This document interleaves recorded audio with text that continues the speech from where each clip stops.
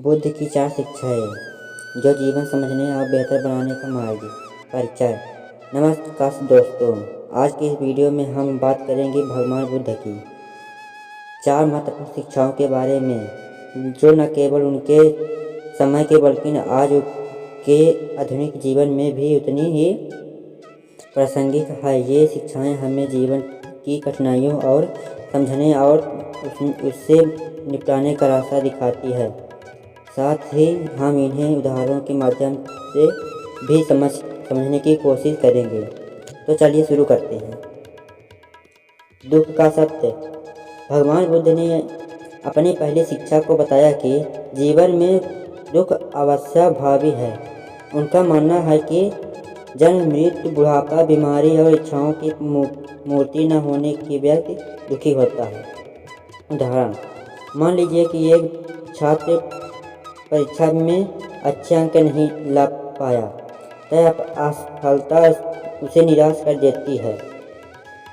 यह दुख और बात है कि दर्शाता है कि हर इंसान को जीवन में कभी न कभी कठिनाइयाँ आती हैं। बुद्ध का कहना था कि दुख को स्वीकार करना ही पहला कदम है, क्योंकि इसे नकारने से हम और अधिक पीड़ा को डूब जाते हैं। व्यवहारिक दृष्टिकोण। यदि हम यह समझ लें कि जीवन में सभी को किसी न किसी रूप में संघर्ष करना पड़ता है, तो हम अपने दुख और हल्के में ले सकते हैं और समाधान की ओर बढ़ सकते हैं। दुख का कारण।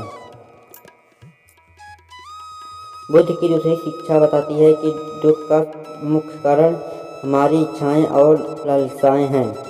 जब हमारी इच्छाएं पूरी नहीं होती तो हम पीड़ा का अनुभव करते हैं। उदाहरण, एक व्यक्ति बड़ा घर खरीदने की इच्छा रखता है, लेकिन उसकी आर्थिक स्थिति को इसे संभव नहीं बनाती। इसे वह अनशोच और तनाव का अनुभव करता है। बुद्ध ने समझाया कि इस प्रकार की इच्छाएं न केवल दुख का कारण बनती है, बल्कि हमें अपने वर्तमान से भी दूर कर देती हैं। व्यवहारिक दृष्टिकोण।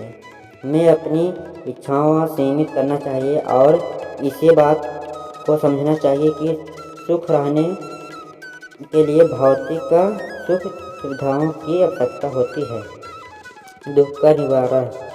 बुद्ध ने बताया कि दुख में मुक्ति संभव है जब हम अपनी इच्छाओं और लालसाओं का काबू पाना सीखते हैं, तो हम आंतरिक शांति और आनंद भी आवश्यकता को प्राप्त कर सकते हैं।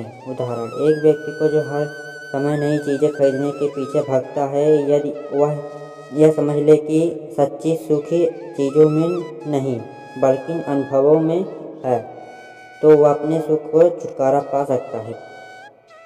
बुद्ध ने इस निवारण का मार्ग कहा है कि जो किसी एक ऐसी अवस्थाओं को जहां मनुष्य सभी प्रकार की इच्छाओं को और सुखों से मुक्त हो जाता है।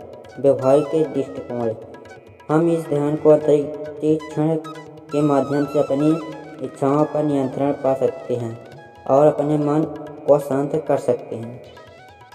8 अंगों वाला मार्ग। बुद्ध ने दुख में मुक्ति पाने के लिए एक मार्गदर्शन दी, जिसे उन्होंने अष्टांगिक मार्ग कहा। इसे 8 तत्वों में शामिल है।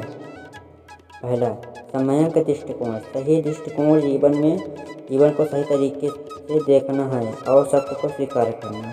दूसरा, सम्यक संकल्प। सही संकल्प, आत्मनियंत्रण और सच्चाई के प्रति प्रतिबद्ध रहना। 3, सम्यक वाणी। सही बोल, सच बोलना, किसी का अपमान न करें। 4, सम्यक कर्म। सही कर्म, अच्छे और नैतिक कार्य करना।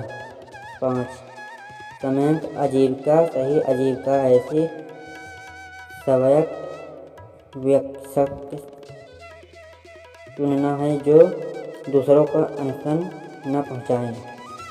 6, सम्यक प्रयास। सही प्रयास हमेशा सकारात्मक और अच्छे विचारों की ओर प्रयास करना।